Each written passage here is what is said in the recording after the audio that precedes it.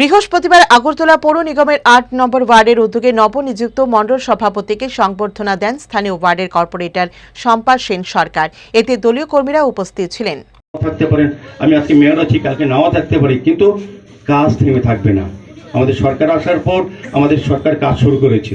আগরতলা শহরে যে সমস্যাগুলি ছিল, যে জল জমা, বৃষ্টি জল, যে জলটা জমতো আগরতলা শহরে, আপনাদের অনেক অভিজ্ঞতা, যারা শহরে যেতেন তখন, আজকের থেকে 2018 সরকার আসার পর থেকে, তখন দেখবেন আপনারা বড়মালীপুর, শিবনগর, ধলেশ্বর যারা আত্মীয় পরিজনরা আছেন এখানে, আপনারা জানবেন তখন অল্প বৃষ্টিতে ৩-৪ দিন মানুষের বাড়িতে জল থাকতো।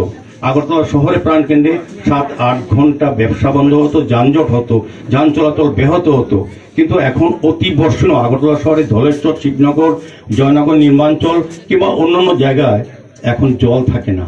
জল শহরে কয়েকটা জায়গায় থাকে, তাও আমাদের কারণে আমরা যারা শহরের মানুষ, আমরা সচেতন বলি, সচ্ছল বলি, সুনাগরিক বলি, কিন্তু আমাদের কর্তব্য পালন করি না। সমস্ত প্লাস্টিক যা আছে সব ছোট ছোট ড্রেনে ফেলায়।